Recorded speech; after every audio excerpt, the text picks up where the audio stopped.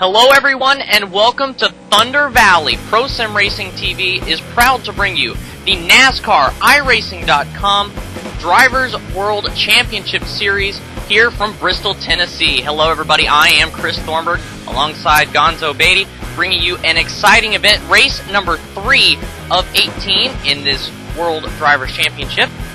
Gonzo got a great race for today. Oh yeah, looking forward to it. This is a famous track, one of the tracks that, as a road racer, we like to see these guys race here. It really sort of gives a different sort of aspect than those cookie-cutter mile-and-a-half tracks that people have differing opinions on. I can always go back to what the famous Kyle Petty said about this place. He said, "I'd rather see it filled up with water and turned into a bass pond." But we'll see how these racers do. This is the best in the world, so we'll see how they'll do in these cramped conditions. 250 laps in this race, 133 miles around this half-mile oval. Your top 3 from qualifying: John Gorlinski will start on pole. Outside front row is Thomas Hazard, and starting 3rd on the grid is Dale Earnhardt Jr. More on that as the race gets going, but right now we're getting set for this exciting race here at Bristol. Drivers taking final laps of warm-up. Here are the driver standings, and you can view these standings on NASCAR.com. And also on this screen, Thomas Landowski leads the championship. Jason Anderson runs 2nd. Martin Taint runs 3rd. Richard Towler 4th. And Brad Davies is 5th. Now your previous 2 winners, Dale Earnhardt Jr. won race 1 at Daytona International Speedway. However, he missed last week's race, and that dropped him all the way down into the 19th position. The big gainer from last week was last week's winner, Sandeep Banerjee, who won at the previous event, and he now rides in the 8th position in the point standings. Yes, it was a pretty fun time on the iRacing.com's forum. Sandeep didn't hesitate to toot his own horn. He had a great time telling everybody about his great race that he had last week, and we all enjoyed it because Sandeep came from very deep in the field. I think 23rd or 25th to take that win in very adverse conditions and a very active race. Lots of wrecks. And with all that being said, we now look forward to Bristol. Thunder Alley, this monstrous mile. Cars starting to line up onto the grid. We are about to get racing here at Bristol International Speedway, and you can't get much more excited, and you can't see much more anticipation than right here, right now, as we get ready to take off down into turn number 1 for the first time. Yeah, I took this combination out earlier today for the first time, and this is a tricky track to drive. These cars want to squirt and dart all over the place if you're not careful on your acceleration, but this car is the epitome, pretty much defines the slow in, fast out aspect of racing. You have to take it easy around this track. There are 2 lines around this track, that's all there is, and when you get into like lap traffic, you're going to have to make room. You still need to pass, but you got to get out of the way. Cars starting to roll off now as they work their way on their pace laps, and then they will be getting racing real quickly. John Gorlinski starts on the pole. Already mentioned that already. He is in car number 17 up front. You can see on the outside of him is the 2nd place driver. That is Thomas Hazard. Only 2 laps here, and that's something interesting that you bring up, Gonzo. We do have the progressive banking here at Bristol Motor Speedway, brand new pavement, and that does create the 2nd groove. Most of these drivers have been sim racing with that 1 groove bump and run Bristol. Now we got 2 grooves to work with. Yeah, it's going to be exciting to watch. These guys have got to respect each other and give each other room. So expect to sort of see some slower first laps here. Some of their practice times were in the 15s, but I expect that we'll probably see some 17s or 18s here for the first few laps while people get their wheels underneath them. Flagman gave the 1 to go signal. We are about to get racing here at Bristol Motor Speedway.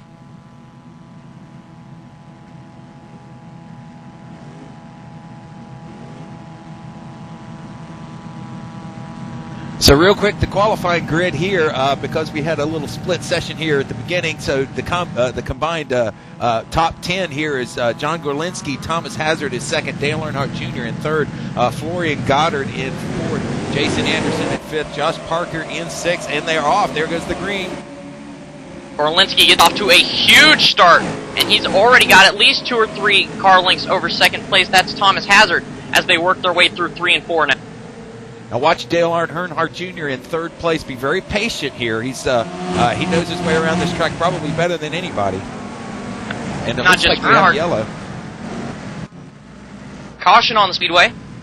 I saw the we were watching the first 2, and I saw the Solstice pace car come darting out of the pits. I see a car 32 in the pits. That would be the 32 car of Kirk Hapke. He has pulled down pit road already.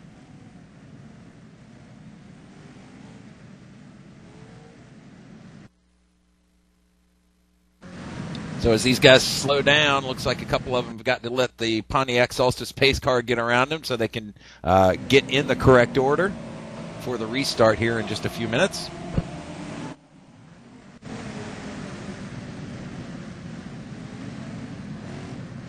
So it looks like car number 17 in first place. That's John Gorlinski. Thomas Hazard in second. Dale Earnhardt Jr. That black Chevrolet bow-tied number 1 there in third place. Jason Anderson, the car number 24 in fourth place. Florian Goddard in fifth place. Josh Parker in sixth. Nolan Scott in seventh. Richard Towler in the number 12 car in 8th place, Josh Berry in 9th place, and Brad Davies rounds out the top 10. Looking back at the replay, looks like the car 36, that's Joel Putty, has some damage to the I would say the rear quarter panel of his machine. That looks to be the only car that I'm spotting with damage right now on the track. So early caution here at Bristol, not unexpected, 4 laps in to this 250 lap affair. Gonzo, patience at the front of the field is what we saw. Obviously, the back of the field's been a different story. Yeah, it looks like to me it's probably just, it could be butterflies. I don't know. These guys are the best in the world in iRacing, so they may still be susceptible. They're human. They may still be susceptible to the nerves that I get when I get racing. So we'll see. It looks like in the chat, looks like Kirk may have just lost it as he came around there and has apologized to some of the other racers that he may have gotten in the way of. So I think that's really where cold tires, new track, 43 cars, it can be a little intimidating in a little hole like this Bristol is.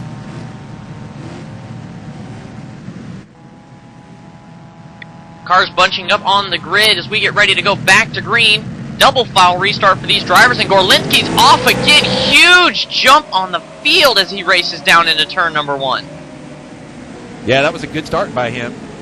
And really smart to be out front. You get that open air, get a little bit of time to get settled in. And he just gets such a huge jump over the drivers in front of him. Second place, Thomas Hazard. Third place, Dale Earnhardt Jr. And it looks like Hazard might be trying to reel him back in, but at the same time, Gorlinski keeping it simple. So up front, top 5 already away from the field, and it looks like everyone else is single file behind him. Yeah, there's going to be a certain amount of patience here. It's just the name of the game here. There's also going to be some bumping and banging, and this is going to be against their safety rating. So if they bang against the wall, if they hit other cars, if they spin around, that's going to crash! Count against their safety rating. Let's get to see what we're talking about. Car 29, that is Nolan Scott, banged the outside retaining wall across the start-finish line. He got caught up in the high line. Wasn't a lot of grip up there yet. This is a green track.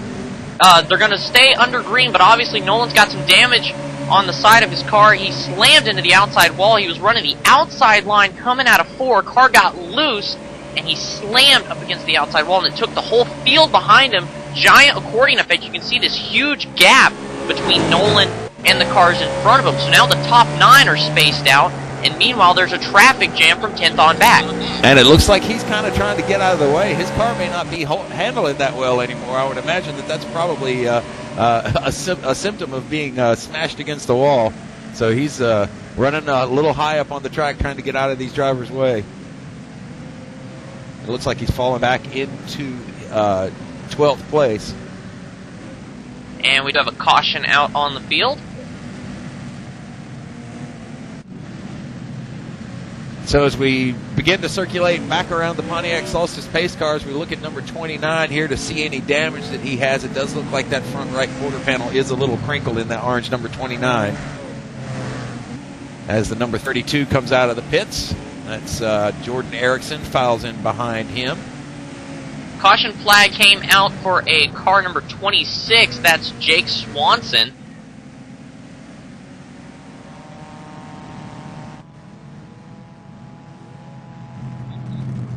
And that car is crinkled up. He actually looks like he lost it coming out of turn number 4. Got a little bit loose and then slammed into the outside wall. Took a couple cars with him as well. And you know, like I was saying, there's not a little bit of loose around here. You're either really loose and dangerous, or you've got it hooked up. I was really surprised at how delicate I needed to be trying to run around this track this afternoon. Jordan Hightower involved, Jordan Erickson involved.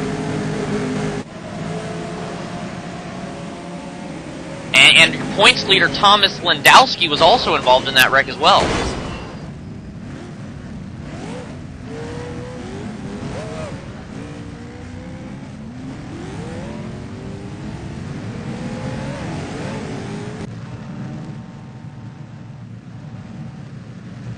Back up front, it's all about John Gorlinski. Second place, Thomas Hazard. And then Dale Earnhardt Jr. running in the 3rd position. That is your top 3. Hasn't changed. In fact, I do believe the top 5 hasn't changed from the start of the race. 4th place is Josh Parker. That is a change. Parker started in the 6th position. And it looks like Gorlinski's car is a little crinkled up in the back there. I wonder if Thomas Hazard got into his bumper a little bit. You can see the from possibly get a shot from the 2nd place car forward. You can see that that Gorlinski's car is a little bit on the crinkly side there. He may have tapped the outside wall, but Gonzo, that's an interesting note to say about Bristol Motor Speedway. You can have a completely beat-up car within the first 5 laps of the race and still come back and win it. This is not an aero-heavy track. Not at all, not at all. Real quick here, John Gorlinski is from New Jersey, part of the large U.S. contingent here of racers that are running this Oval Series, running a TSW Thomas Super Wheel that he has fitted with optic encoders and with CST pedals, the Canon pedals. That's actually the exact same pedals that several of the drivers are using around here today. See if we can get a look at... Go ahead. Sorry, Gonzo. Gorlinski runs in the 26th position in point standings coming into this race. And obviously you're getting bonus points for leading the race, and if he continues to lead, he'll get bonus points for leading the most laps. Same point system as in your regular NASCAR series. And Gorlinski currently leads the field, so he's looking for a huge point day as well. Let's see, 2nd place, Thomas Hazard, using a Logitech G25, hails from Rochester, Minnesota. So he's probably sitting there in his booties, pretty cold up there in that section of the country this time of year. One thing that I'd want to note real quick here is the difference between 1st and 2nd is a non-force feedback wheel versus a force feedback wheel. So we should pay attention to that as the Pontiac Solstice car dives into the pits, and they're getting ready to go green here. And again, Gorlinski off to a huge start. Didn't get as big of his jump as he does normally. He'll race it down into turn number 1 with the lead. He's easily clearing 2nd place Hazard. And I was watching Dale Earnhardt Jr. as he just kind of tucked in there in third place. I think he's waiting until the end of this thing to really make his move. Across the start-finish line. Let's give you a run through the field now. Looks like we might finally be settled down a little bit. Cars all single file line. Again, up front, it is John Gorlinski. He is your leader. Running second is Thomas Hazard. He started second. Those two cars have stayed in position the whole time. Hazard's starting to make a push towards Gorlinski, though. In third place is Dale Earnhardt Jr. Running in the fourth position is Josh Parker, as it looks like Hazard's getting a little bit too close to Gorlinski there. Riding on board with Thomas Hazard now as he drives it down into turns 1 and 2. Off of 2 now, down that famous backstretch here at Bristol. Dives like down into 3. He's got a lower line. Yeah, Josh Parker just took third place away from Dale Earnhardt Jr. Real quick there, see if we could get a view of that. He's already sort of put a little bit of distance on him.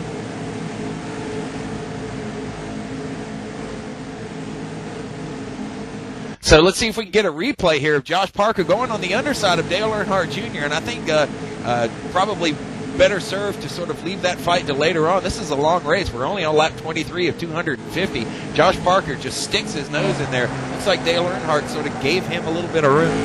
That was a really good move by Josh Parker. He's really beginning to put a distance between himself and Dale Earnhardt Jr. catching up with Thomas Hazard in second place. Battle up front now. Hazard going to pull to the inside of Gorlinski. And he gets a little bit loose trying to hold on to it. He's got it coming off the corner. Oh, he's not going to make it. John Gorlinski's not going to make it easy for him. All this is playing right into the hands of Parker, though, who runs third. He's closing in dramatically. He might try to make a move going down into the corner. He won't. He'll keep it safe coming out of 4 across the start-finish line. Hazard's your new leader, and he's trying to put distance on Gorlinski. Gonzo, we could have some damage playing in to Gorlinski's car here. Meanwhile, there's a lapped car in front of both of them. He'll drop off. No worries there. And now Parker is starting to take in Gorlinski as Hazard tries to pull away. And then once again, Dale Earnhardt Jr. is giving the distance, giving those guys room to fight. I think he knows something that they don't know about this, is to get these guys sort of tangled up and look who's going to be right there to take the lead, probably with no remorse whatsoever. So now Thomas Hazard, it looks like caution's out. 31 looks like car caused our caution here. Let's see what happens. That's Sandeep Banerjee, car 31. That was last week's winner, and that car is beat up. Oh, that is sad. And he was back in 29. He's back in 29th place, a lap down now. I guess being a lap down here is not the death nail that it used to be.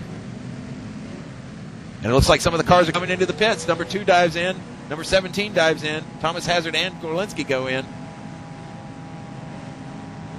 That's everybody. Everybody coming down on pit road right now.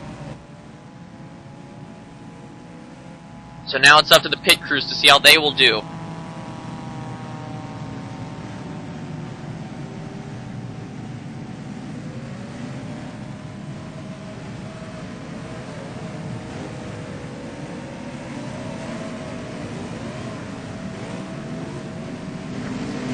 Race off pit road goes to Josh Parker. And so Parker's not even going to have to pass anybody on track. He will go straight to the lead off of great pit strategy, it looks like. He is your new leader coming off pit road. Gorlinski will be second, Hazard third, Junior fourth, and it looks like Josh Berry will be in the 5th position. Yeah, let's wait for timing and scoring to reset itself here to see where we come up with.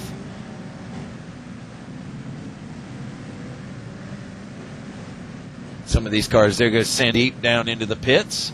The lapped cars, pits are now open for lapped cars. That leaves Ray Afala, the orange number 6 car up there in the leader with Patrick Fogel in the 2nd place. Richard Towler in 3rd. We'll see if these guys dive into the pits here. Well, you know, it's not the worst pit strategy. We've had 3 quick cautions here at the beginning of this race. And, you know, not a lot of time for tires to cook themselves. You think about tire traction or something with grip or fuel strategy. Looking at about a 60 to 70 lap window on fuel. These guys your car feels good. Your car feels good. I mean, yeah, you want to stick with it. You don't necessarily want to go away. So as timing and scoring resets itself, Ray Afala, in the orange number 6 car is in first place. Patrick Fogel in that green and gray number 19 car is in second. Richard Towler, out of nowhere, is up in third place. Thomas, the number 9 car, is in fourth place. Brian Blackford. These are names that we've not really pulled out yet this afternoon. But at the same time, these are guys who are in the upper echelon of the point standings. You look at Richard Towler, he currently runs 4th. Thomas Lendowski, he was involved in that first caution. He's currently running 4th as they get the 1-to-go signal. All the cars stacking up to get a nice double file restart here. But Lendowski runs 4th. He is the leader in the point standings right now.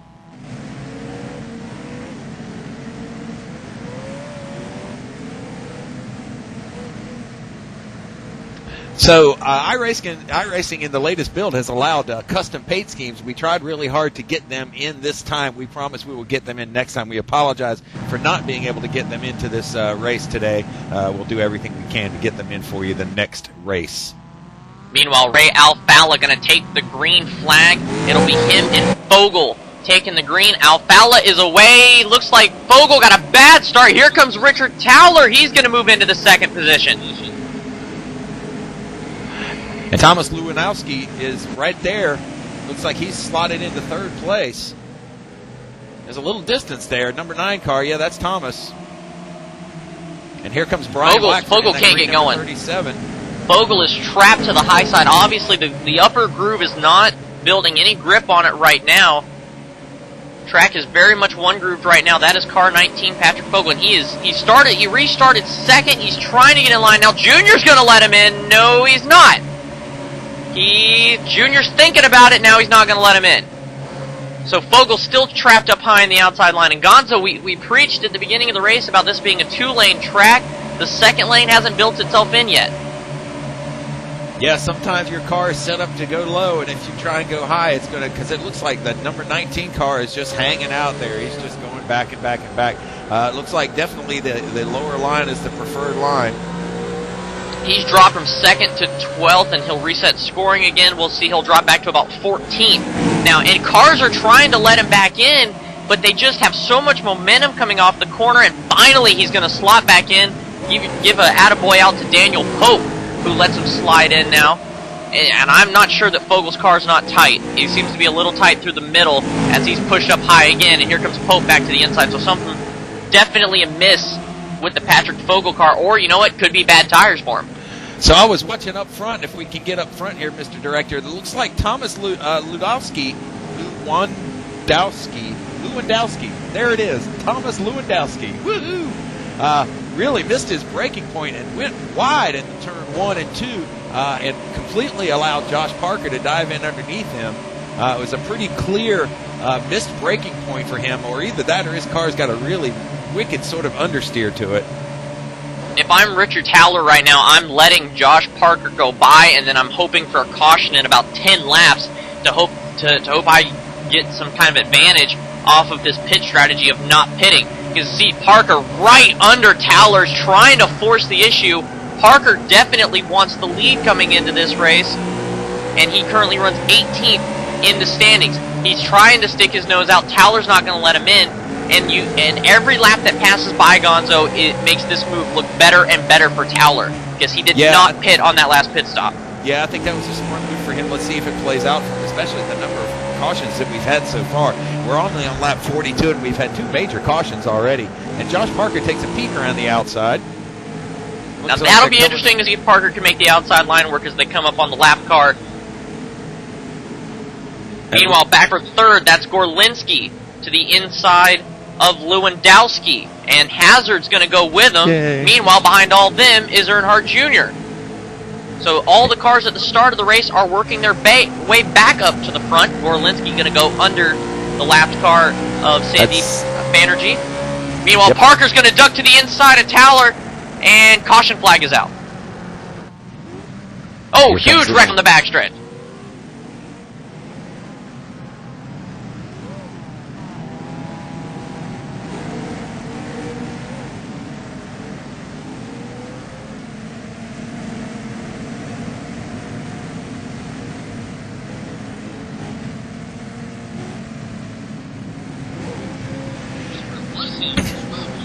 And so that runs right into the hands of Richard Towler. He hits pit road, and not ashamed to play that card out. Dale Earnhardt Jr. comes in right in front of him. So we're going to cycle through different pit strategies here. This is going to be interesting when we get to later on in this race. Josh Parker stays out. Gorlinski stays out. Hazard stays out. Towler is now coming back out. Dale Earnhardt Jr. in tow. That last incident involving Nolan Scott, Jesse Atkinson, and Matt Sentel.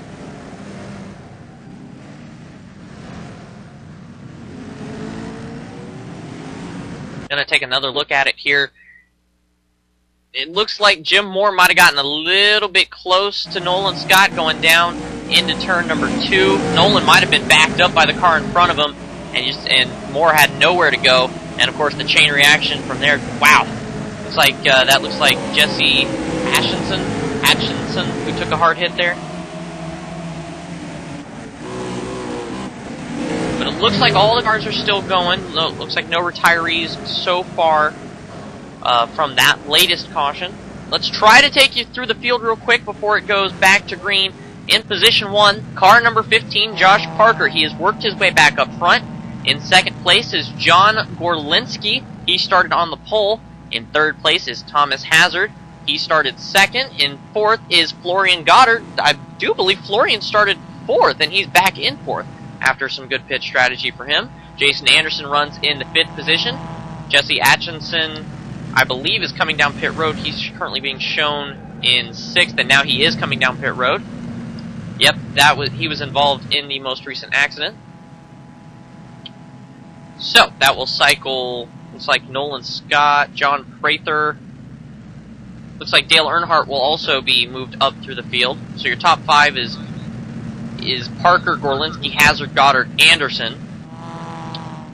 And then Dale Earnhardt and Richard Towler both pitted. I'm not sure why Dale Earnhardt pitted so quickly after his last pit stop. Maybe he made a quick adjustment. Maybe changed some tire pressures or whatever. You know what? Normally I'd agree with you, but at the same time, we just saw about 15 laps where these cars went around the track before the next caution came out, and then the top 3 or 4 pitted, and the guys behind them pitted, and we saw Towler come down pit road, and they decided to stay out, and all of a sudden you saw this huge difference in speeds all over the place. So I'm beginning to think that the Junior has the mindset that, you know, every time I can come down pit road and get a new fresh set of tires, I'm going to take it. And we're back to the battle of force feedback versus non-force feedback back up front with Josh Parker running his Logitech G27 and Gorlinski with his Thomas Super Wheel. And man, that outside line is getting hard. Whoa, whoa, whoa! Huge crash on the front straight. Caution, I believe, is going to be back out. Huge wreck.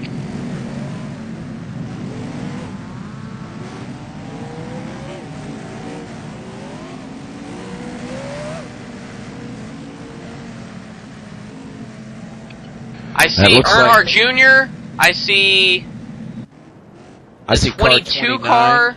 Nolan Scott. Looks like Dale Jr.'s crumpled up quite a bit. Oh, his car is in sad shape. It looks like Nolan Scott spun the tires on the restart, and he might have actually cut one because the car was wiggling. He slammed into the outside wall, and Junior can't pass him because he's up against the outside wall, and if Junior goes to pass him, he gets a penalty, and the whole field bunches up behind him, and now we have this huge wreck on the front straight. You can see Scott starts to pick himself up from the restart, gets a little loose, or he cuts a tire, spins the wheels maybe, up against the outside wall. Junior can't pass him, otherwise he's going to get a penalty for passing on the inside, and that bunches him up, and then of course the whole field bunches up behind him. So just a situation of circumstance here causes a huge pileup on lap 50.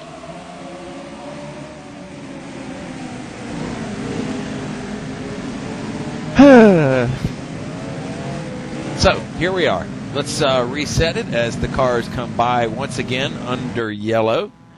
First place, the number 15 car of Josh Parker. Second place, the number 2 car of Thomas Hazard, number 17, John Gorlinski. Jason Anderson in the number 24 car, up from deep in the field to 4th place. Richard Towler with his unique pick strategy in 5th. Florian Goddard in 6th. Tyler Hudson in the number 10 car, that black and yellow machine, in 7th place. Josh Berry, the number 3 car, black car as well, in the 8th place. 9th place is Derek Cash, a blue number 4. And Derek Wood rounds out the top 10. Oh, check that. That's the blue number 4 in Derek Wood.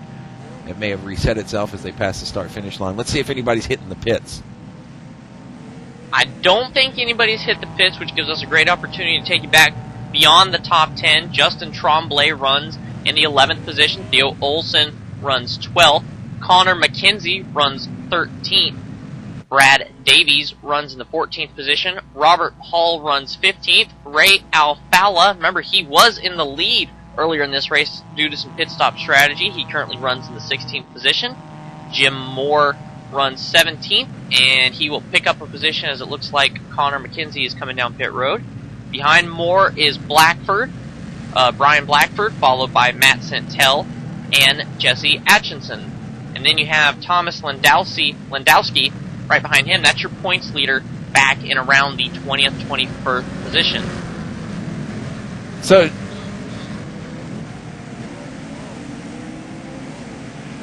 it looks like they're getting ready to take the green here, lining up 2 deep, side by side, with Josh Parker on the inside, Thomas Hazard on the outside, with John Gorlinski and Jason Anderson in the second row there.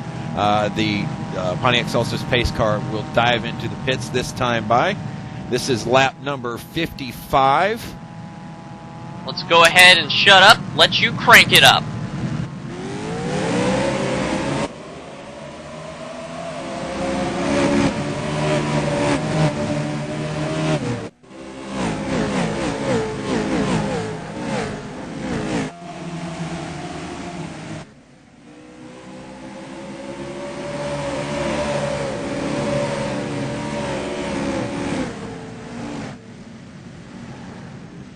Caution flag back out.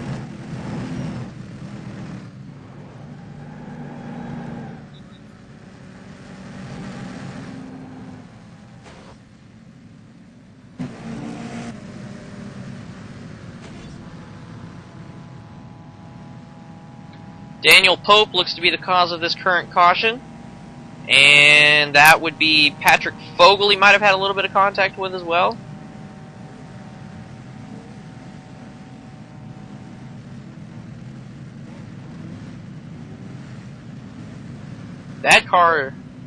That car's got some kind of yaw on it.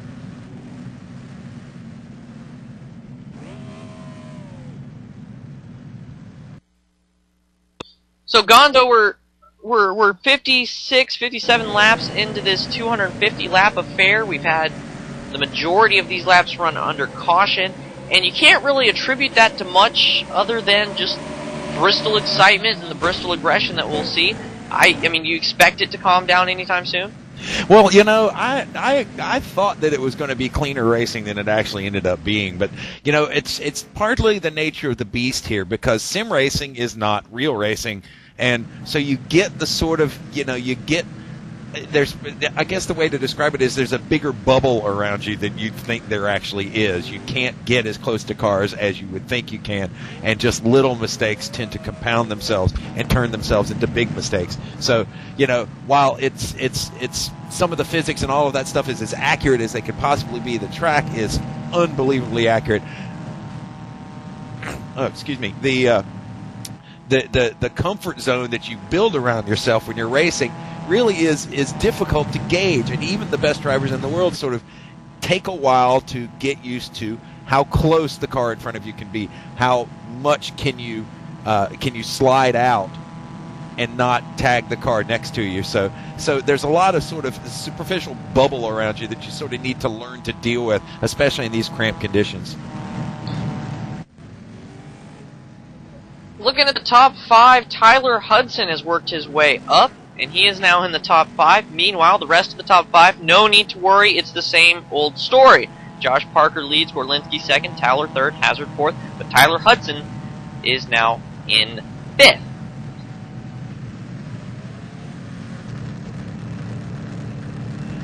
So let's run through one more thing. Richard Towler, running a Logitech Driving Force GT wheel. So that's a little on the old school side, and good to see that. But he is carrying some BRD Speed 7 pedals, which does bring him at least into the 90s with his equipment. Once again, it's sort of the battle of the feedback, force feedback versus non-force feedback still playing out up in the front. I was impressed to see as much force feedback usage as actually is being used by some of these top-level drivers. Surprised to only see about 5 Thomas Super wheels, a couple of Microsoft force feedback wheels, the Sidewinders, which are a good 10 years old by now. Only one ECCI GTS wheel. As we go back. Meanwhile, we're back underway. Sorry, Gonzo. Parker leads him around once again. Now they're starting to get a little bit more squirrely in the back, though, and it looks like that's Tyler Hudson, who's worked his way up into 3rd. He is striking, and he's striking quickly in that number 10 car. He's in 3rd, and he's trying to close in on Towler in 2nd. Yeah, that could be a symptom of all of these yellow flags. So at this point, we really have no idea what sort of pit strategy all of these guys are on. We're just going to have to sort of play it by ear as we progress through this race. Gonzo, I got to ask, what is up with that outside line? Those were the top 3 cars on the restart that were on the inside line. That was Towler, and then that was Parker, Towler, Hudson. That was your top 3 on the bottom line. Those were 1st, 3rd, and 5th respectively on the restart. Meanwhile, 4th and 2nd, Thomas Hazard and Gorlinski. Gorlinski's dropped all the way back to 6th, by the way. Those 2 cars are all the way in the back of the field on the restart, and it hasn't just been them. It's been every single restart.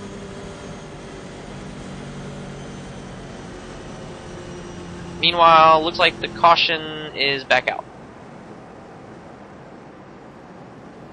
This is becoming tedious.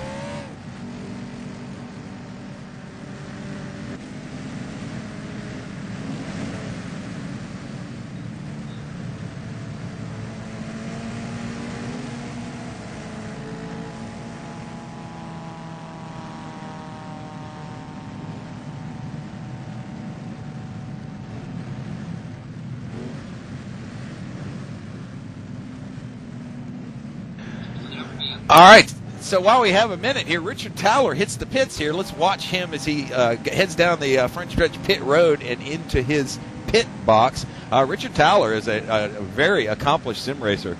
Has finished in the top 5, or is actually competing in the top 5 in the road series as well. So he has a lot of time to spend sim racing, and that's a great thing. If you want to try this yourself, and by all means, if you're not a member who's watching, or you're sitting there watching with a member, by all means, question them about iRacing, because iRacing is really an amazing service for simulated racing, for getting out there and sort of, spending a lot of time, trying to learn the craft. I mean, you really can sort of train yourself. I myself very easily getting around VIR in a real car once I had tried it in the sim racing world. So definitely look it up at iRacing.com. It's something that we should all try at least once. It's certainly a lot cheaper than some of the other hobbies that I've tried in my life. So I found myself sort of attracted to this as a motorsports fan. iRacing.com currently celebrating the 12 hours of Sebring with their 120 minutes of Sebring deal.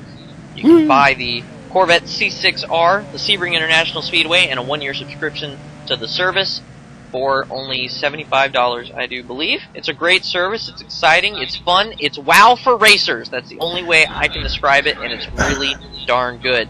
Back up front, it's the same old story, except not really. Had a couple pit stops. Tyler Hudson is your new leader. And we'll wait for the timing scoring to cycle itself back around, but we do know Tyler Hudson is in the lead.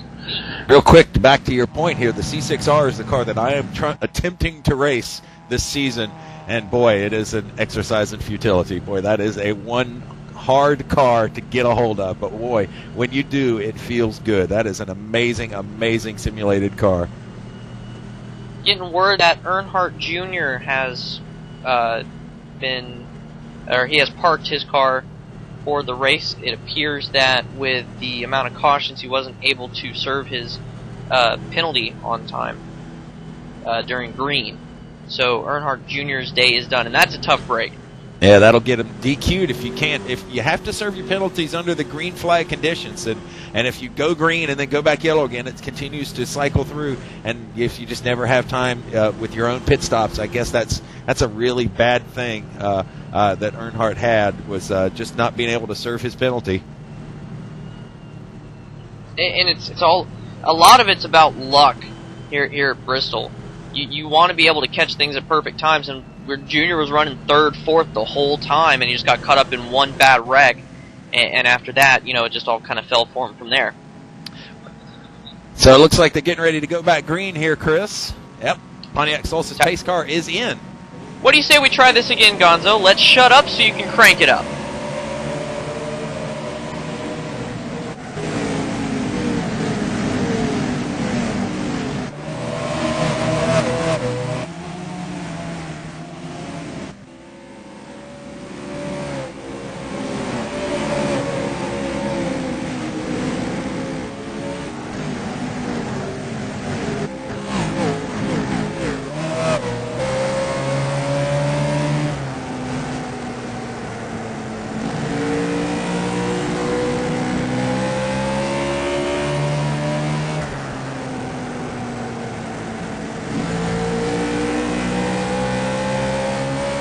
And Tyler Hudson has absolutely disappeared as almost a second, in just a few laps, is almost a second out in front of Patrick Vogel. He has an checked amazing out. jump. And the only thing I can really say to that, Gonzo, is where is Josh Parker? Where is Richard Towler? Where is John Gorlinski? Those guys running in in 4th, 5th, and 9th, respectively. That's where all those guys are. Those are the guys that we've seen consistently throughout the course of the race, and right now they are in the back of the field while Tyler checks out, and it's like he picked the perfect time to do it, too. Yeah, Tyler Hudson from Brandon, Mississippi, iRacing member has 400 since June of 2008, 446 Oval Series wins with an I rating of 51.81. That is out there. Running a Logitech G25 wheel, and car number 18 looks like was trying to get out of the way of Tyler and goes into the wall. That's going to be our 700th yellow flag. That would be car 18, Florian Goddard. Oh, wow. Oh, that's a tough break for Florian. He was starting in the 4th position. He was in the 22nd position at the time of his wreck, and that's a tough wreck for him. That's also going to hurt. Never mind. I lost my train of thought. Was running 38th in the point standings, and that's a different type of aspect of the racing too. He went for he's trying to get out of the way of the leader, and goodness knows Tyler is on a roll, and Goddard just looks like he goes high, gets stuck up against the wall, and that's something really interesting, and that's something you'll only see in sim racing. The wall has a tendency to be sticky. Yeah, and it'll be really difficult to unstick yourself. Yeah, he hit the wall, and his car went 90 degrees. It looks like he's trying to kind of tap the wall there, and it flipped on around. So that's another bad luck thing for Florian as we circle back around the Pontiac Solstice pace car.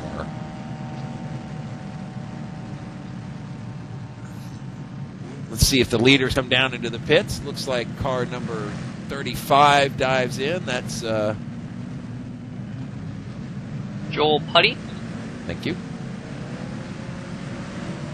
Not anybody else going to come back in. We saw a hint of a green flag run. There, so we now take lap 81 of 250. And Gonzo, Tyler Hudson picked his moment to check out, and boy, did he. He definitely took advantage of that. I don't know. Pardon us for not knowing the history of some of these other races. Patrick Fogel may not be quite up to speed with some of the faster runners. So Tyler Hudson may be in a pretty good position to put some distance on second place. Patrick Fogel, 9th place in the standings from Pennsylvania right now, so he's no slouch. Let's see what he is running. Patrick Fogel from Hughesville, PA. iRacing member since June 2008, like many of us. 88 Oval Series wins. Logitech Momo wheel with Cytec R440 pedals. That, my friends, is the definition of old school. I assume the Momo wheel would be the red one and not the Momo Racing wheel, which is the black one. A graphics designer. It's always innovation and technology is always an exciting thing, and you know, NASCAR does such a great job in their upper echelon series to put everybody on the same level and give everyone an equal opportunity. But here in the iRacing series, it's a very unique opportunity to have innovation. You can run whatever kind of wheel you want to run. You can run whatever kind of pedals you want to run. I can go out and race somebody with a Thomas Super Wheel with my Logitech Driving Force Pro. It's just that level of innovation. You've got people in office chairs and pajamas racing people in racing suits and full-on cockpits. It's that level of innovation and that level of excitement that you can't find anywhere else but in the iRacing series. And Gonzo, we're going back to green. Looking forward to this. I'd love to see a good long green flag run here to sort of sort this thing out. I think right now what we're getting is some mixed results here because some of the drivers that would normally be fast are out or getting trapped behind slower cars and some cars up front, that kind of thing. So I'd like to see a good long green flag stop to sort of let the cream rise to the top here. Not and again, Hudson gets out to a good lead. Cream drivers. Sorry. Hudson out to a good lead. Fogel running second. Josh Parker's in third, and he's trying to make something of it. He's a little tight there on entry into turn one. Seems to be okay now. Might have just been his line.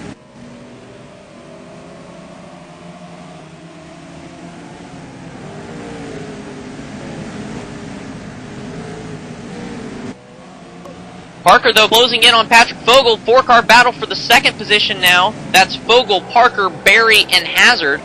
Looks like Fogel lost a little bit of ground, and now he has fallen into the clutches of Parker. He takes that high line, and he's got to get off the gas big time. He's going to slot in back in 7th or 6th. I think you let him by. That seemed too clean to not let him by. But now Parker now gets to see if he can chase down Hudson. These are the two strongest cars we've seen throughout this entire race, Hudson and Parker. And now Parker's going to try to reel in Hudson. And Parker's been up front this entire race from the drop of the flag, as has Thomas Hazard. So let's see if these guys can make do.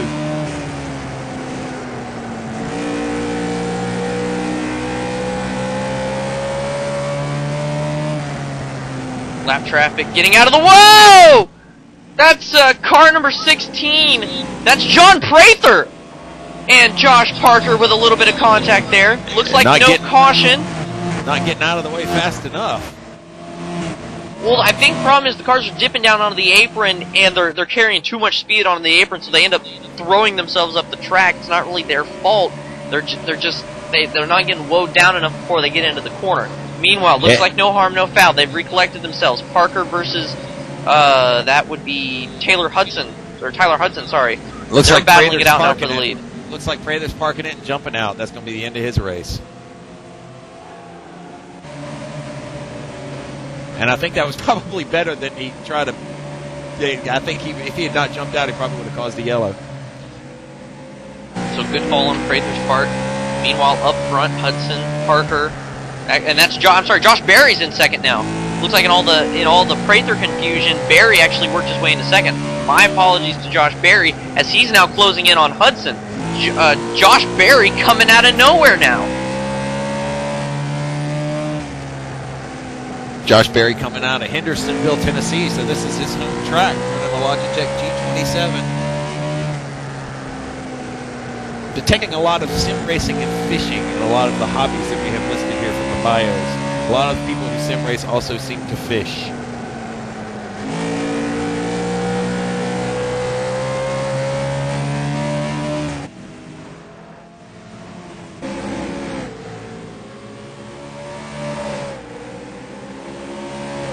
Yeah, it looks like Josh Berry and Josh Parker are really, or Josh Perry and Tyler Hudson are really getting it as we go on board, looking from the Berry going to the Josh inside. Berry goes underneath him. Tyler missed the breaking point again. He's got him. Now. New leader. And Josh Parker comes in right underneath him, so now Tyler Hudson goes from first to third. All of 1.5 laps. New leader Josh Berry, second place Josh Parker, third place Tyler Hudson, and it's almost like a battle of surges. Who's going to get hot and win?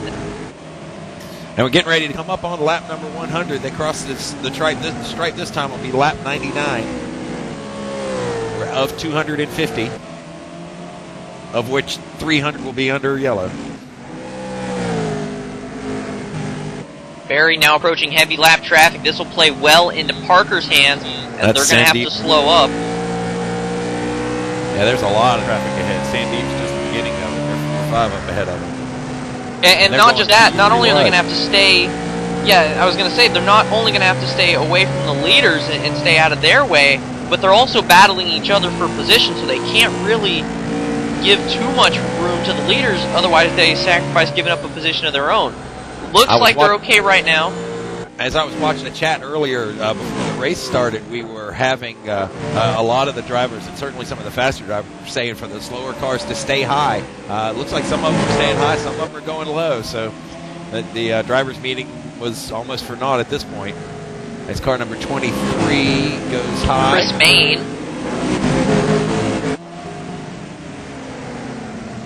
Meanwhile, Parker's starting to close in just a little bit on Berry. It's the battle of the Joshes here.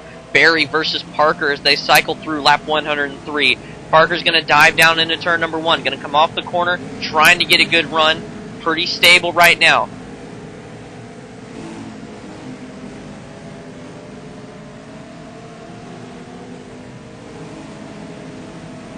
Taking a look back a couple of places, John Gorlinski is giving Tyler Hudson fits for 4th place.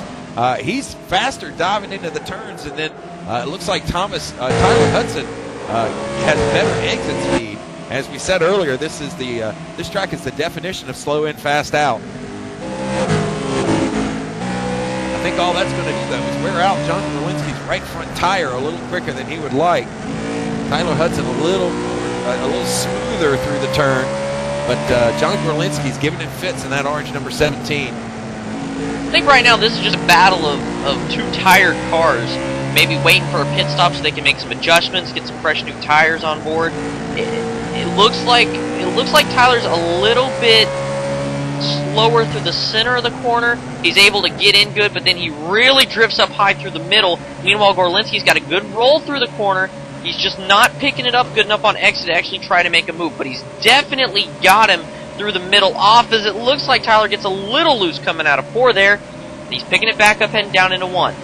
You know, I hope this is just the battle not to have a yellow flag at this point. Gorlinski trying to close in. Again, it's that middle of the corner. It's just a tight little gain, but then Tyler almost picks it up on exit. Gorlinski, and the problem with that, Gonzo, is that Hudson could be Gorlinski could have the faster cars. Now he's going to try to peek his nose out. There he goes. And he's got him. Yep, Tyler gave him room once he stuck his nose under there. That's some gentleman racing. We need more of that tonight. And is Tyler going to try to battle back? Nope, I think he's pretty safe right now. And I think Tyler's car is in desperate need of a pit stop. It looks like it's in need of some fresh rubber. So let's run through the top 10 real quick here if we have a minute. In the number 1 position, it's Josh Berry still. Josh Parker, the number 15 car, who has been up front since the drop of the green flag, as had Thomas Hazard in 3rd place. The number 17, John Gorlinski, as we said, is in 4th place. Tyler Hudson is in 5th. Richard Towler is in 6th. Derek Cash is in 7th. In 8th place is Justin Trombley, up from deep in the field. I believe he started 13th or 14th. Brian Blackford in 9th place, and Robert Hall rounds out the top 10. Theo Olson runs in the 11th position. Patrick Fogel right behind him in the 12th position. Patrick has actually fallen back quite a bit from that previous restart. Jason Anderson is slow on the inside. Yellow flag. Caution flag's out. Oh, wow, okay. Jason Anderson was the cause of the yellow.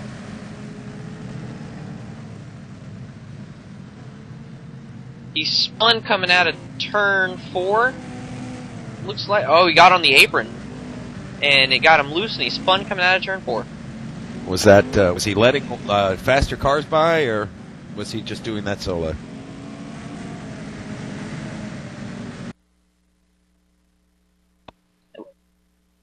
Here's a quick replay of it. You can see just on the bottom of the track, clips the apron, and then just a nice solo spin.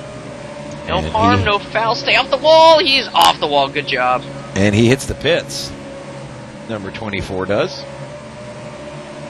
As do many of the leaders. Josh Berry is in the pits. Josh Parker is in the pits. Thomas Hazard is in the pits. Gorlinski is in the pits. All of the front runners are in the pits. And I do believe Parker beat Berry off pit road. And if he did, that is crucial.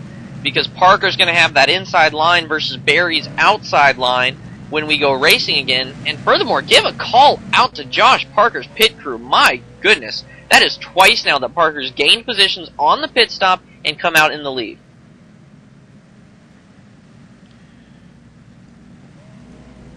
And so as timing and scoring resets itself, actually Jesse Atchison, probably a lapped car that will go in there as we go back by. Josh Parker will probably be scored in the lead next time by. Yep, those cars dive into the pits. Oh, some faking out going on here.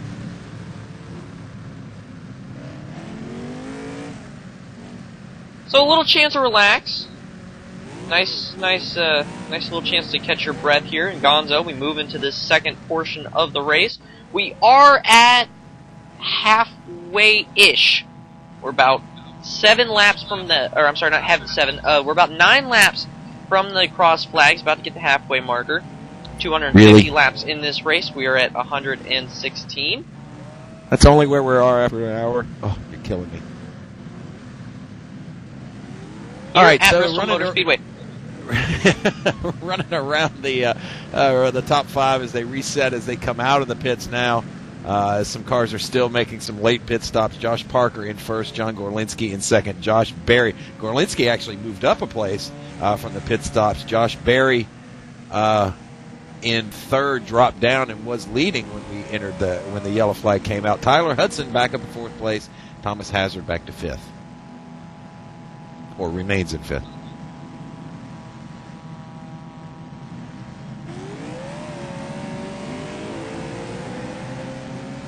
And as we get to go back to, or get ready to go back to the green here, folks, cars starting to stack up. Like to remind you that you're watching live coverage of the NASCAR iRacing.com World Drivers Championship Series live on ProSim Racing TV. I'm Chris Thornburg alongside Gonzo Beatty, giving you live flag-to-flag coverage here from the Bristol Motor Speedway. Cars are about ready to go green again. Parker is in first. Gorlinski runs second. Berry, Hudson, Hazard, Cash, Derek Cash is being shown in the 6th position as we get ready to go green. Solstice pace car pulls. Parker will lead him down to the green, and we are back underway here at Bristol.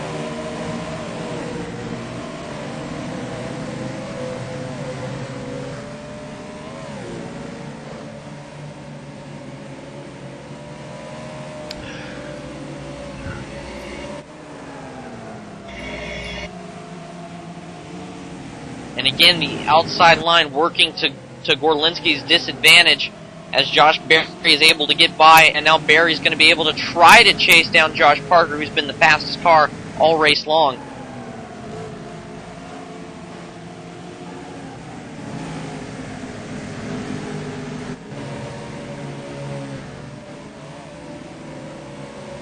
So real quick, let's jump back a little bit into the field and look at somebody who really needs to move up here. This is Thomas Lewandowski, who is actually the current iRacing, the NASCAR iRacing.com Series World Championship points leader right now from the New York group with 320 points after 2 races. One top 5 out of 2 starts already. Running around right on the back bumper of Jason Anderson now as he goes under Jason Anderson. Oh, check that. Actually, it looks like he's going under a lapped car.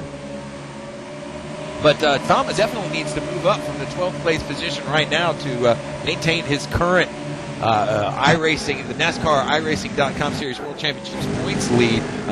Other notable cars as we watch Thomas go around here. A couple of other notable cars that are still running, or at least that are up in the top of the field, that are in the top of the point standings, are Jason Anderson, Richard Towler, Jesse Atchison, and I believe that is it. Derek Wood. Yes, Derek Wood is currently running 16. So look for Thomas Lewandowski to move up in the field quite a bit, just in an attempt to maintain his points lead in that number 9 car. Ron, you're on board with Matt Santel right now. He's driving right behind Lewandowski. And actually that's a 3-car battle issue. He's going to peek under Lewandowski. He's going to make the pass right there. So Thomas is going to lose another position. Oh. He's actually stuck to the high line. Oh, and he's going to lose another position too. Atchinson's going to pass. Then Lewandowski going to try to sneak in. No, that's Derek Wood going to pass by him. This is the battle for 15. Did we start talking about how important it is for Lewandowski to move up? Does he start dropping back? So my apologies to him on that one.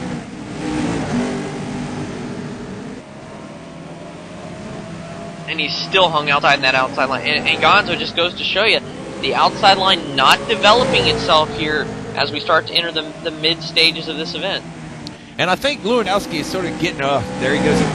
He's getting that outside line sort of figured out, but it's taken a little longer than he would like. I just really don't think he really wants to be out there, as now he slots in front of the number 32 car of Kirk Hapke, and goes from 12th to 17th just by having the announcers talk about him. Who else's race can we ruin by talking about them? It's fun to do that with the drivers in front. Speaking of the drivers in front, Josh Parker leads the field. Josh Berry is in second. John Gorlinski runs third. You haven't missed a thing up front, and you're still not missing a thing. We're watching all the battles on for you. Right now, closest battle looks to be the battle between third and fourth Gorlinski and Hazard, the 17 car and the 2 car.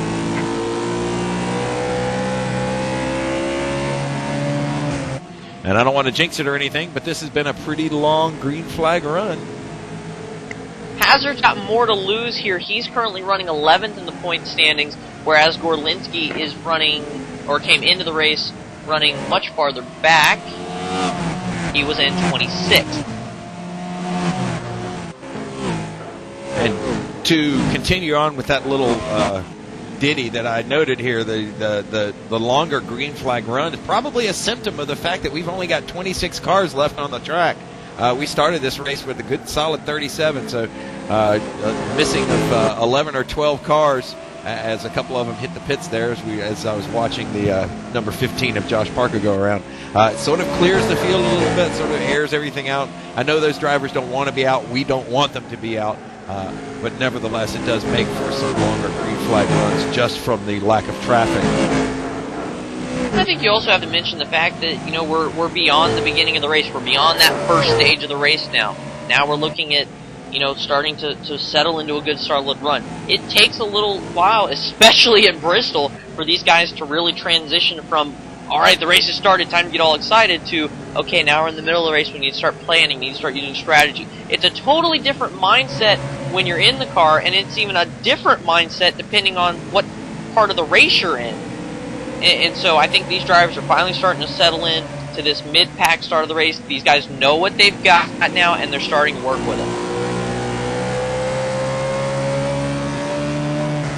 As we're on board, John Gorlinski in position number 3, circulating around behind Josh Berry. Josh Berry putting a little bit of distance. These guys may just be settling in. Lap 140, there's still a long way to go. They've been sitting here for an hour in their pajamas and slippers and are trying to sort of get to the end of this race. This race is probably longer than they all anticipated. Gorlinski in 3rd place. Looking forward to Josh Berry up there in 2nd place as they circle around and pass across the start-finish strike once more. Gorlinski is currently running in, trying to check his position here in the World Championship standings. 26th. And it looks like he is in 26 currently, just off the page that, of course, I was looking at. So he stands to gain quite a bit of positions here up that if he can maintain his position, even just the 3rd place. It's really difficult, Gonzo. I'll throw this question out at you. Who's got the fastest car out there right now? I mean, obviously, the easy answer is Josh Parker, but we've seen a multitude of drivers using that clean air syndrome to pull away. You know, Josh Berry was able to pull away for a little bit. Of course, Gorlinski, who's closing in on Berry now, I should say, you know, had that as well. It's really difficult to tell who's got the faster car. Obviously, right now, it looks like it's Parker.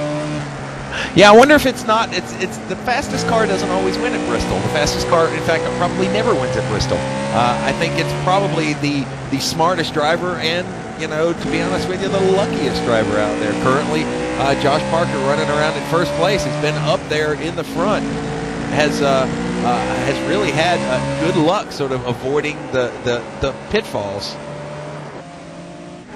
We're watching this battle for 4th position right now between Tyler Hudson and Richard Towler. Hudson, I do believe Hudson was running behind Gorlinski, and he might have gotten loose, might have gotten tight in the corner and drifted high, but he's passed by Towler, and he currently runs in the 5th position, and these two are battling it out now, very close on track. And Thomas Hazard in that black number 2 car, Tyler Hudson in that black and yellow number 10 car. Hazard's been really passive. Hazard's been there. He's very comparable to like the Mark Martin of the race. He's been there the whole time. He's been strong. He hasn't been holding anybody up, but he hasn't been forward. He hasn't been in the lead. He hasn't been aggressive. He's been very, very passive this whole time.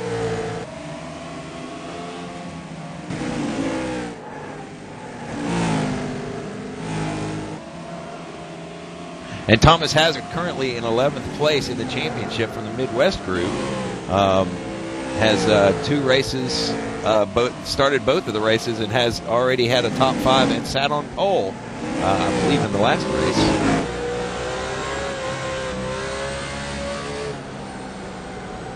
One pole, 1-5, 1 top 10 for Hazard this season. He's actually able to put a little bit distance between himself and Hudson right now. Meanwhile, the leaders are all sorts of in-lap traffic as they try to work their way through the field.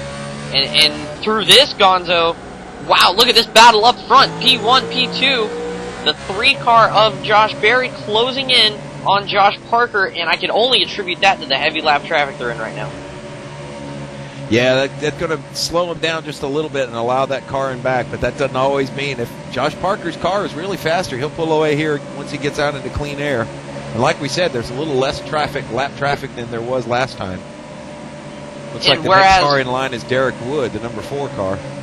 And whereas 50 laps ago we were looking at, you know, could we get a green flag run, please? Now we're starting to get to the point where a lot of drivers might be looking for a caution, because now we're deep into a green flag run. We're finally starting to see what each car has, what your car has, and these cars might be looking for some fresh rubber. They might be looking for some adjustments to be made, and all of a sudden the mindset as compared to 50 laps ago is completely different.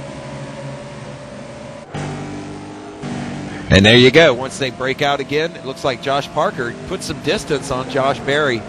So we're looking probably at green flag pit stops coming up here shortly, or at least for some of them, because all of those yellow flags we had earlier, they're going to really muff up the field as far as, you know, how green flag stops could actually play out.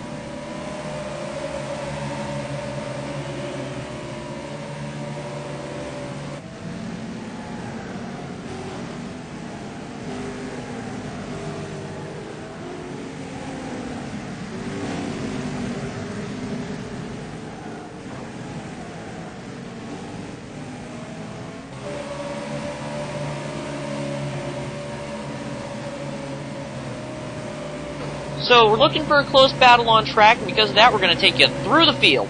Starting up front with Josh Parker. Gonzo, we've said enough about Josh Parker this entire race, and the only thing we can say now is he is checked out once again. This guy is fast.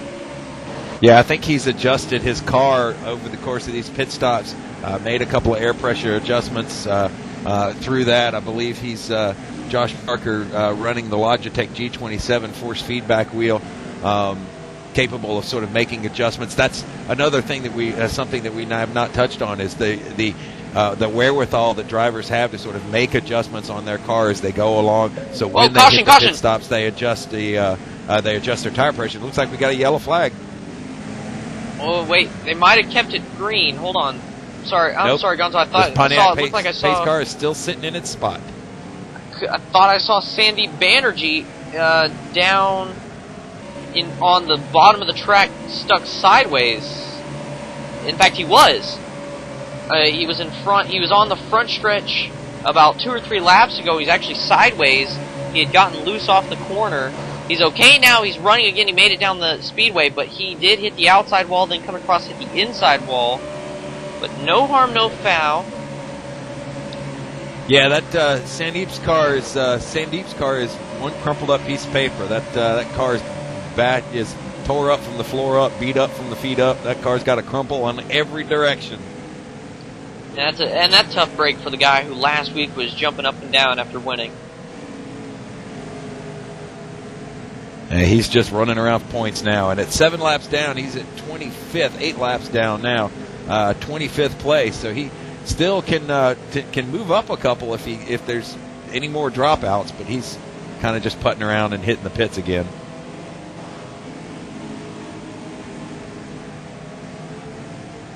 So going to try to continue your through the field here. Gonzo, something that's really interesting, and we really get the opportunity to touch on it here during these long green flag runs, is the battle of technology here.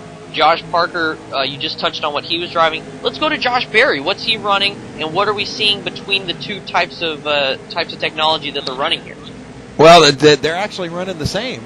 Josh Parker, both of those guys are running force feedback Logitech G27s, the latest incarnation of the G25 wheel, with stronger motors, and it's, you know, I will be one that is still sitting in the non-force feedback camp. But I have to tell you, after looking at this race and seeing how many people are actually running force feedback, and some of the people that I would consider myself idolize, some of these drivers running force feedback, maybe it's one of those things I really should take a look at one of these days. But at this point, I've got so much invested in this thing, it's going to be difficult for me to talk myself into it. But yeah, there's certainly a technology difference, and some people will say that they can feel it. Some people say that they need the non-force feedback route just for the more accurate cornering ability that it has. And I think it all comes down to driver preference, and just to know that you have that kind of level of driver preference really makes the whole thing that much more enticing, to know that you could be driving against somebody who is running a completely different setup than you. You guys are running completely equal laps.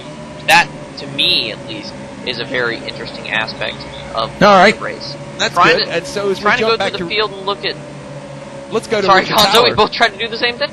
Let's go back to Richard Towler, number 5, and then let's talk about setups, because this is basically a spec car and a spec series, and the only thing that you can do is adjust your car differently. All of these cars are exactly the same. They all really have no technological advantage, no aerodynamic advantage. They're all the exact same car that's right off the exact same line. They're all Chevys, too. What are you saying? They're all Chevrolet Impala SS cars. It's a Class A car at iRacing, which is the highest class of car. You really sort of have, one thing that we've not touched on, you sort of have to move yourself up through the classes. You start with lower class cars and you work your way up to these higher class cars. So these guys have sort of earned their way up to the upper echelon to be given the right, if you will, or the privilege of driving these cars. Car 23 tagged the wall. I do believe that's Chris Main. And a lot of these guys, if you'll notice, a lot of the cars will tag the wall on that outside line, and they're just trying to drive around the speedway, trying to stay out of the way of the leaders. and a lot of them will come up and tag the wall.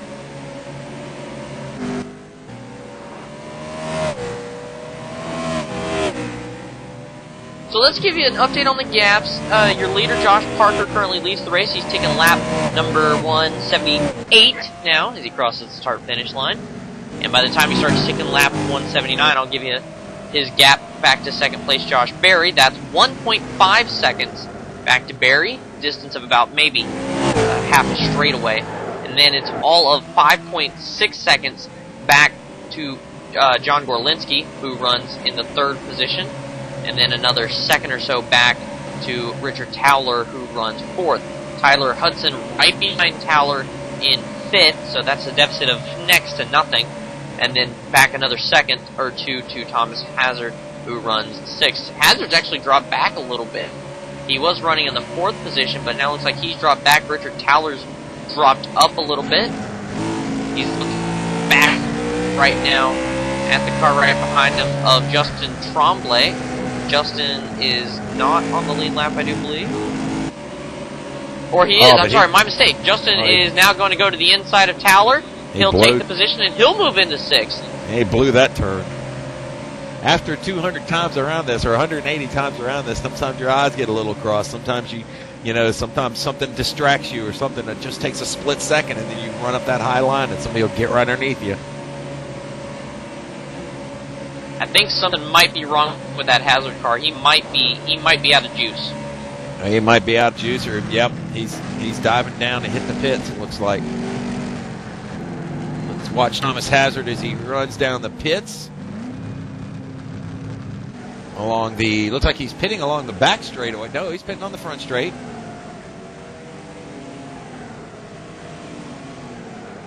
So as we watch number 2 car, as he gets into his pits, probably going to take 4 tires and a full tank of fuel. And Richard Towler now jumps into the lead. Not sure if we saw that pass or not. Apologize for that. And Thomas Hazard exits the pits. Comes out behind the number 10 car of Jason Anderson, so he'll be scored in 10th place. And it looks like these green flag stops are going to rustle the field up, so let's be patient here. I'll give you as much heads up as we can as to what these places are, but it's going to take a few laps for all these stops to sort of play themselves out. Currently, Richard Towler is in first place with Justin Trombley in second place. Back about 2.3 seconds, yep. And all of these cars showing a lap back, fourth on back, are all cars that have pitted. Oh, and it looks like the number 33 car tags Richard Towler as he was exiting or entering turn 1. That's the Jim Moore car, a car multiple laps down. And I'm not sure if Richard Towler came down on him or if Jim was just trying to get his lap back. So now Richard Towler is on a lap in the lead all by himself. Every other car on the field is a lap down.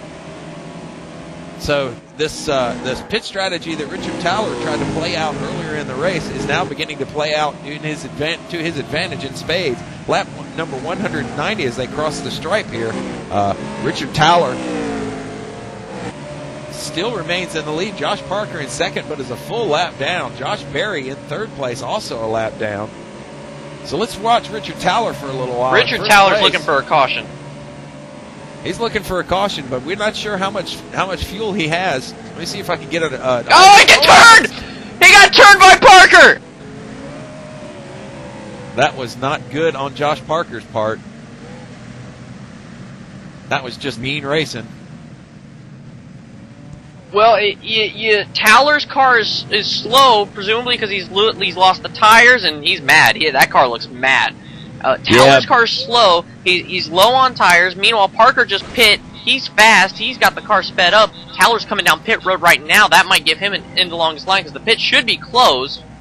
We're going to replay, and it's just a vast difference in speed. Yeah, Josh Parker should have noticed that he was 5 miles an hour faster than Richard. And Parker's slow on the backstretch. He might be slowing.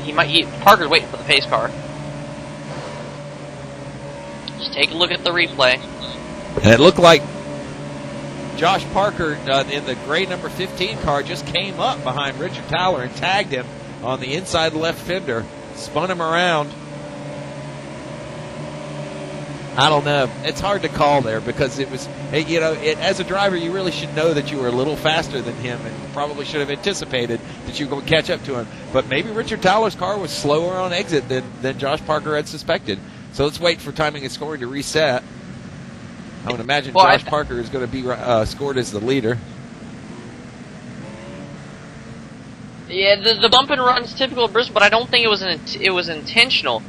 And I think the irony about it all is that Towler was in the lead on a lap all by himself. He was looking for a caution. The caution ends up being himself. And the irony of it all is that by him spinning out and him being the caution, he's no longer on a lap all by himself. So we'll wait for everything to cycle back around. Good note. He is still in the lead. He was able to pit right away.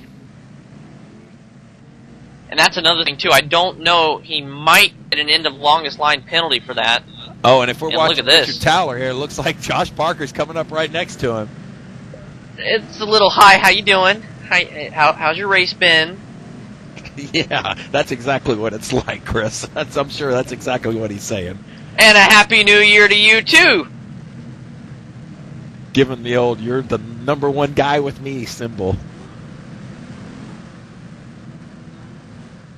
Looks like cooler heads have prevailed here. And Gonzo, it's starting to get a little bit exciting. We're down to 57 laps to go here at the Bristol Motor Speedway. The NASCAR iRacing.com World Drivers Championship Series live on Pro Sim Racing TV. It can't get much better than this as we get down to the final 50 laps here at Bristol. And it looks like Josh Parker and Josh Berrier now scored a lap down. I think they pitted this time. Did they pit this time by? I believe they did. So now Josh Parker and Josh Berrier are out of it a lap down. Richard Towler and Tyler Hudson get to fight it out at the front of the field.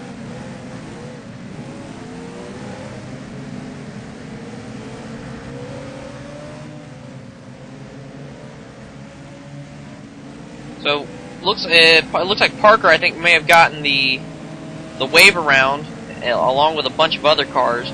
Again, waiting for timing and scoring to update. So, but here's what we do know: Richard Towler is in the whoa. Oh man, and the accordion effect has damaged Towler's car. Richard Towler is now in the lead, damaged, and maybe a little sad inside. As now we're getting ready to go back to green too, so now he's got to slot back in line, and he almost gets turned by the number 8 car. That's Theo Olesen. So timing and scoring, having all sorts of fun here, trying to figure out who's running where. Double file restart. That is going to be Josh Parker to the outside of Richard Towler.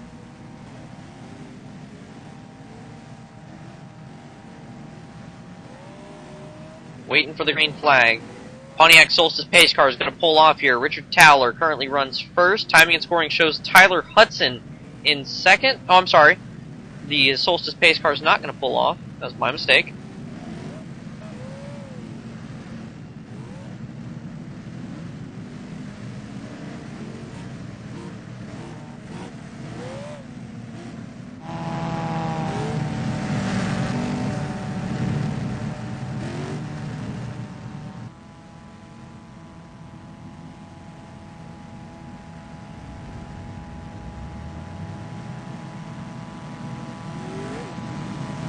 So Towler about ready to go back to racing here, and it looks like Tyler Hudson is running second. There's a long line of single file cars behind this double filed stack at the front.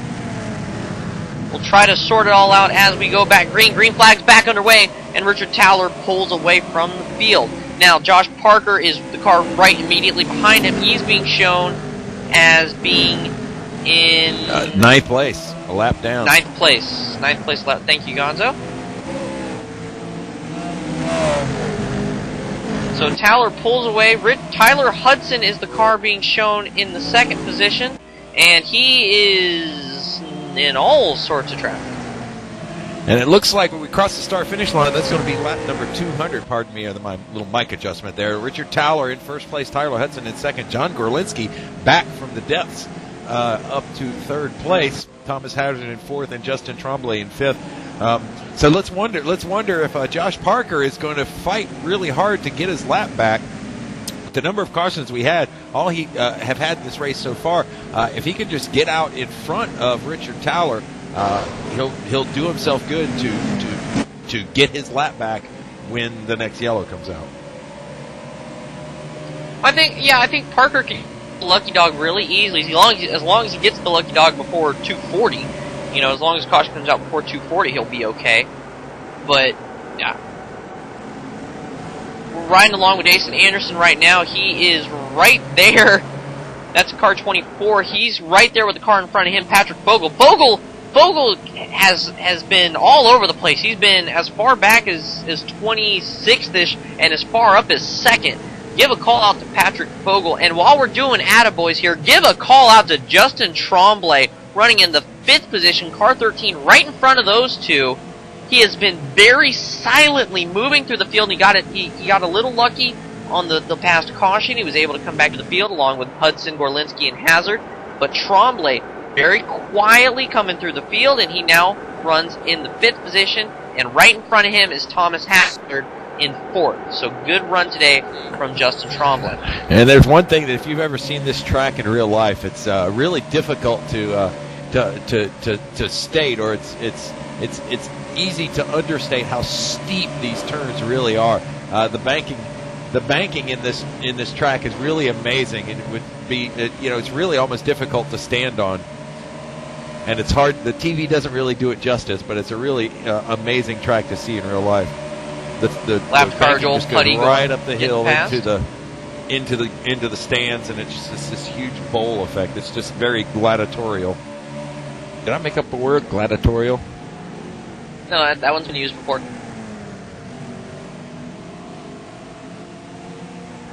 And you can listen to these guys feather the throttle on too. It's a consistent battle every lap, trying to find that perfect line, that perfect combination. What's going to be fastest? Richard Towler currently runs in 1st, and because of the way the restart was set up with all the lapped cars and who had pitted, who hadn't pitted, Tyler Hudson has now been stuck about 6 seconds behind your leader Towler, and Towler's kind of running away with it right now. But one caution puts this all right back together. Gorlinski currently runs in 3rd, and he's right behind Hudson. Now, Gonzo, here's something interesting. Given how weak the outside line has been from the start of this race, how would you want to play this? Say the caution does come out. Does Gorlinski want to be in 2nd, or does he want to be in 3rd? At this point, with only 39 laps to go, I think at this point you want to be out front. Because that's really the safest place to be, and I think if Gorlinski and Hudson are gonna fight it out, I think they both want to be ahead of the other. I mean, at this point there's no real waiting strategy. The good waiting strategy time is about past us at this point. Meanwhile, it looks like Josh Berry has come out of nowhere. He's coming up on Gorlinski. He's passed Hazard. He's running in the 11th position. He is a lap down, but he's also hit the afterburner into the on position, and he's trying to work his way up to the front of the field and possibly try to chase down, not necessarily your leader, Richard Towler, but maybe Josh Parker.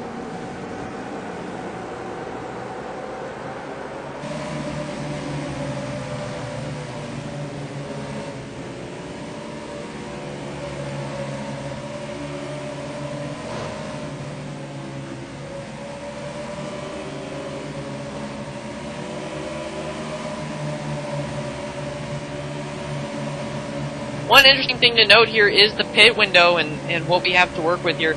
Towler, given all the last set of pit stops and whatnot, it looks like Towler and Hudson, that whole group of cars, are right there on the edge. They were looking at about 57 laps to go. They should be okay on fuel pit window, like we said, about 60 to 70 laps.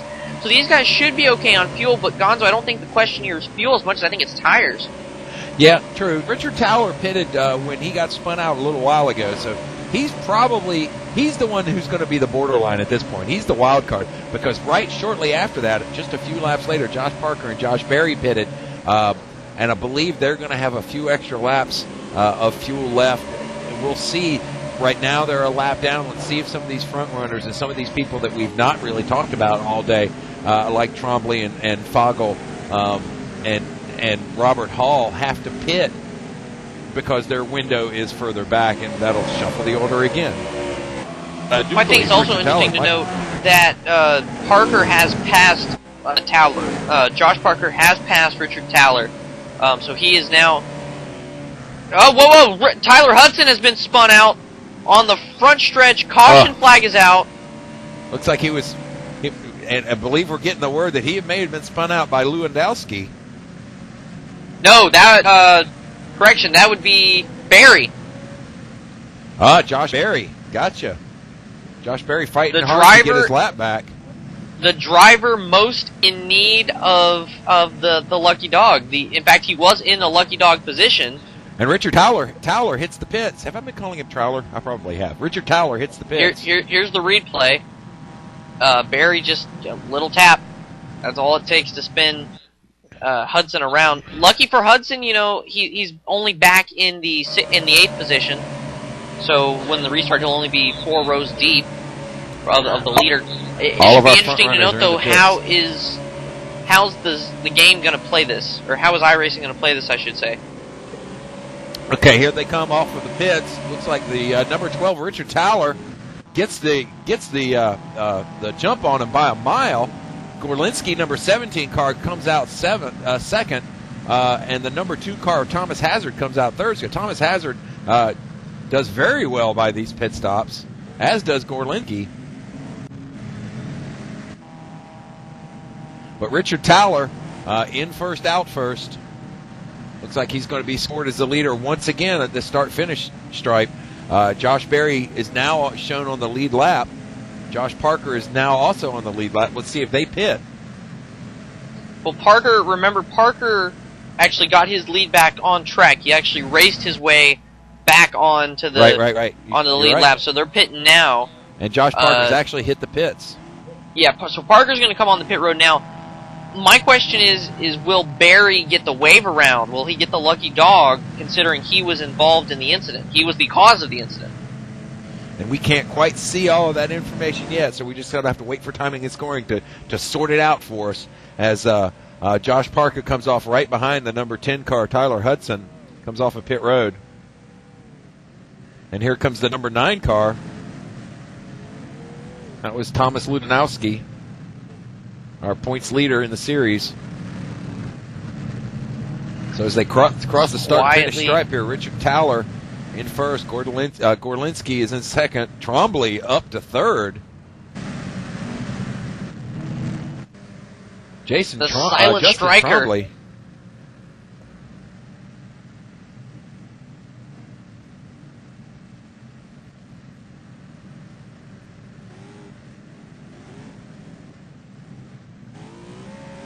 So one of the big jumpers here, Justin Trombley, I believe went in about 5th, came out in 3rd when these pit stops cycled through.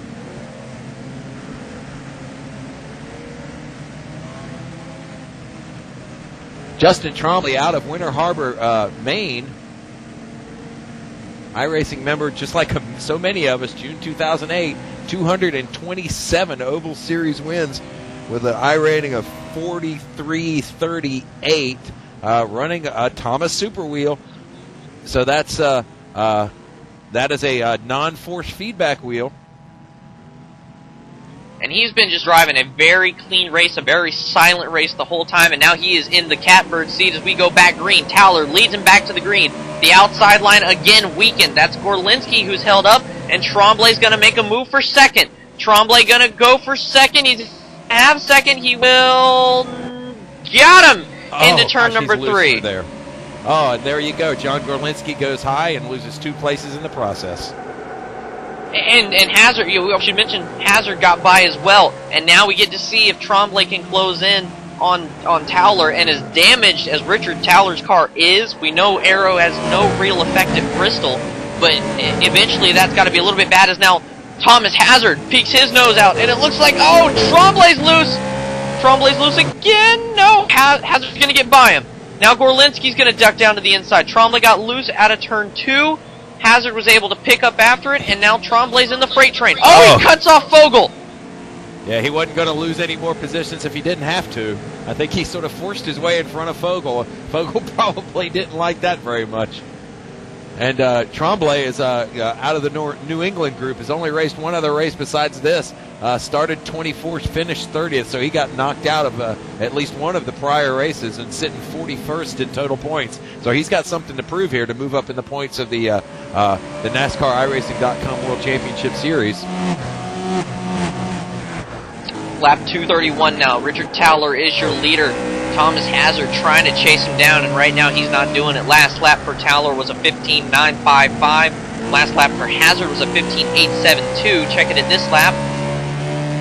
15.937 for Towler versus a 15.913. So it looks like Hazard's closing in a little bit, and he gains a big bit there going down into turn number 3 as they come down to get 18 laps to go. Towler and we're going to watch this for a little while. That was an entire tenth of a second difference that lap. Thomas Hazard 15.9, Richard Towler 16.0. Hazard's closing in. He switched the afterburner into the on position coming out of 4. Across the start finish line. Here we go. 17 laps to go. Hazard's going to pull down into turn number 1, closing in ever so gently on first place Richard Towler. Yeah, that was the Jim Caudill Jr. car. They went high there as they went under, going into turn 3. Lapped car. Coming up on Chris Main. So they come up on the number 23 car of Chris Main. Gives him plenty of room, that purple and white machine. And now it's time to get excited. As they cross the start-finish line, it'll be 15 laps to go, and the gap is 0. Yeah, it's pretty impressive how much Thomas Hazard. I wonder if Thomas took 4 tires and Richard Towler may have only taken 2 in that pit stop. I wonder if there's a handling difference. I apologize for us not having that information readily available. We'll work on that in the future, but Richard Towler is really losing time to Thomas Hazard here, lap after lap, and with only 13 laps to go, this is going to be a real dogfight here at the end. One of those great Bristol finishes is what we're setting up for. Towler currently in the lead. And Gonzo, now you got to start thinking. Now you got to start thinking old school Bristol. Possibility of a chrome horn, maybe. With the way the outside line has been struggling, that inside line could see itself in need of a horn. And Hazard is really trying to chase down Towler right now.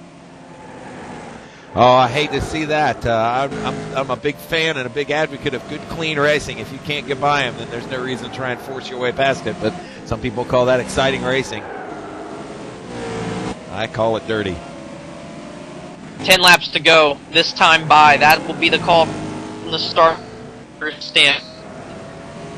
It's a battle between Towler and Hazard now. And who can catch the lap traffic at the good time? That's the battle to watch out for as well.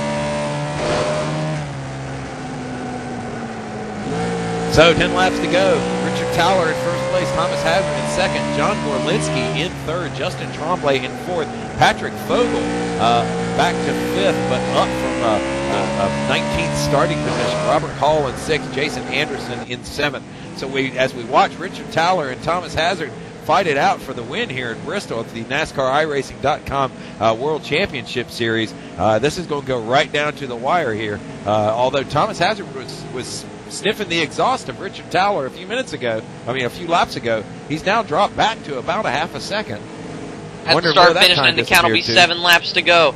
They're coming up on more lap traffic. That's the 37 car of Brian Blackford. Oh, and Towler catches it at a bad time. Meanwhile, here he comes again, Thomas Hazard. He's right on the back bumper now as they come down to get 6 to go this time by. Hazard still closing in. And let's not leave this battle right here because it looks like Thomas Hazard. Oh, and he comes really close there. He brakes very late, but Richard Towler has a much better exit. Again, that battle that we saw with Gorlinski and Josh Parker. Oh, Hazard's held up! Hazard goes up into a lap car. That might do it. Jr. Yeah, and that's going to make the gap unreachable. I'm fairly certain Richard Towler's got, barring any surprise, going to walk away with this with only 4 laps to go. 4 laps to go for Richard Towler. Came into this race farther back in points than he might rather be, and when I say farther back, I mean fourth. That's where he came into this race. He wants the lead in this NASCAR iRacing.com series, and he's going to cross the start-finish line. 3 laps to go. Lewandowski is way back in 14th place, so he's going to Towler's going to make up a ton of positions on him, or at least a ton of points on him. Battle now is for second between Gorlinski and Hazard as they come down to get 2 laps to go. Richard Towler, if he can hold on, is going to take his first win of the season. White flag. Round the corner one last time. Richard Towler takes the white flag. 1 lap to go here at Bristol. Meanwhile, back in third, Gorlinski all over the back bumper of Thomas Hazard. And all eyes rest on Richard Towler. 1 corner left. Through turns 3 and 4 for the final time. He's got a little bit of lap traffic in front of him. Not going to be a problem. Out of turn 4, Richard Towler will win at Bristol Motor Speedway. Thomas Hazard will finish second. John Gorlinski will finish third. Justin Trumplin fourth, and Patrick Fogel will finish fifth. What a race! Woo! Gadzooks. Well, that was something, and certainly John Gorlinski could not be faulted for trying any harder than he could to get second place away from Thomas Hazard right there at the end. Gorlinski was really pushing his car towards the end there, but in the end, Thomas Hazard was able to hold him off for second place. John Gorlinski will settle for third. And that is a pretty sight to see. Donuts at Bristol with a beat-up car. That is the way it ought to be at Bristol Motor Speedway. Your winner, Richard Towler, here in round 3 of 18 of the NASCAR iRacing World Drivers' Championship Series. Whew. And it looks like some of the drivers that were full, that got knocked out early, sat and watched the entire event in the session. Getting to seeing some comments from Dale Earnhardt Jr. and some of the other drivers that dropped out a little early. John Prather. So Richard Towler, in the end, was able to stay out of trouble. He was able to keep his nose clean. Well, as clean as he can for his car being as beat up as it was. Thomas Hazard and John Gorlinski, John Gorlinski was in the front. Thomas Hazard started second. Gorlinski, our pole sitter. Thomas Hazard started second, finished second. All in all, a really good race. Justin Trombley will make a huge stride in his points championship race. Richard Towler will make up a whole lot of points on Lewandowski. Jason Anderson finished 7th. He's second place. Thinks he will gain some points.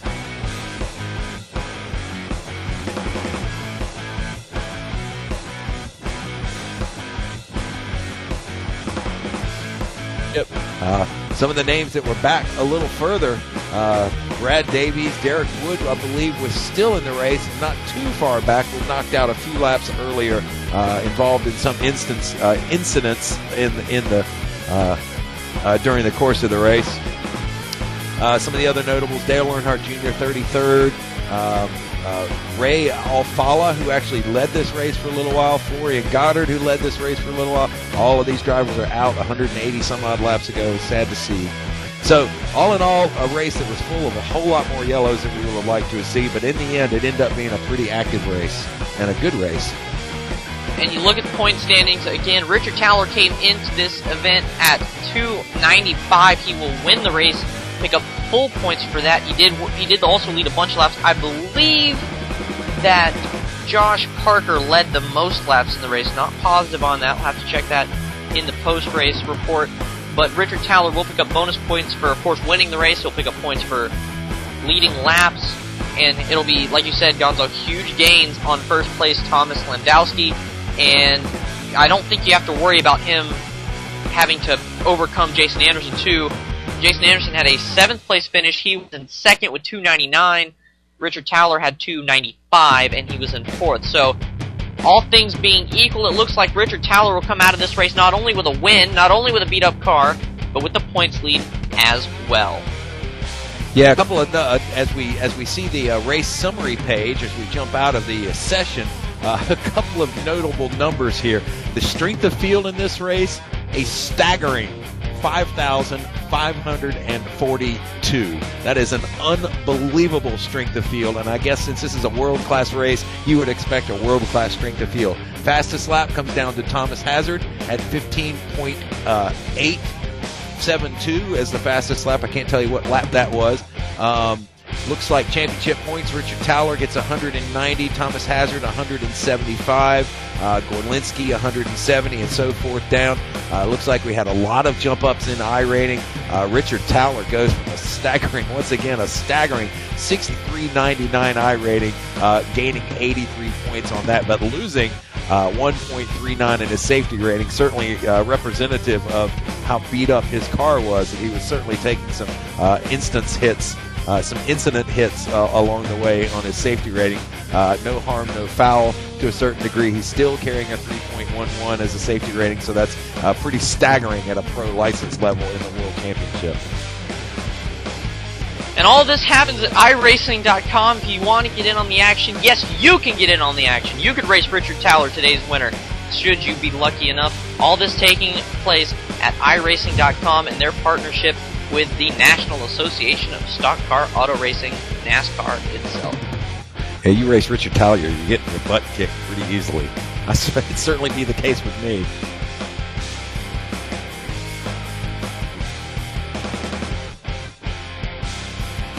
And so an exciting race at Bristol Motor Speedway, jam-packed with incidents, aggression, and a whole lot of racing. Gonzo, I mean, honestly, would you really have it any other way? You know, I don't think so. But like I said, I would have liked to have seen fewer yellow flags and a little more sort of serious racing. You know, or a little what's the word I'm looking for? Sort of concerned with your surroundings, able to sort of be aware of your environment, and had a little less sort of sloppy racing. But all in all, it ended up being a good race. Such is the nature of the beast, and so we will sign off from Thunder Valley, from Bristol Motor Speedway. Pro Sim Racing TV's live coverage of the NASCAR iRacing.com World Drivers Championship Series right here on Yay. Pro Sim Racing TV. That's a fun one to pronounce, by the way. For Gonzo Beatty, I am Chris Thornburg. We hope you've had an enjoyable time watching us. We've had a great time announcing it. Good night, everybody. Congratulations to Richard Towler.